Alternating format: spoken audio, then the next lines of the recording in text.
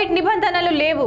ప్రేక్షకులకు థియేటర్లలో శానిటైజర్లు, మాస్కులు ధరించకుండా అనుమతులతో సినిమాలు నడుపుతున్నారు. ఒక పక్క ప్రభుత్వం కోవిడ్ నిబంధనలు పాటించి 50% సిట్టింగ్ కెపాసిటీతో అనుమతులు ఇవ్వగా, మహబూబ్ నగర్ పట్టణంలో మాత్రం అన్ని థియేటర్లలో 100% టికెట్లు ఇచ్చి నడిపిస్తున్న అధికారులు నిమ్మకు నీరెత్తనట్లు వ్యవహరిస్తున్నారని ప్రజలు అంటున్నారు. థియేటర్లలో ప్రజల ప్రాణాలకు రక్షణ లేకుండా సినిమాలు నడిపించడం సరికాదని, అదేవిధంగా థియేటర్లలో ఇష్టరాజ్యంగా డబ్బులు దండుకుంటున్నా ఎవరు అడిగేవారు లేరని ప్రజలు వాపోతున్నారు.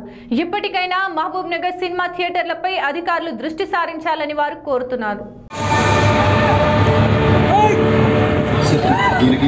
అరే ఎలమందా, ఈడు పోయేటోడు కాదురా, పోయించేటోడు. అవునరా గులాబీ, ఈడు మామూలుడు కాదురా, గతానికి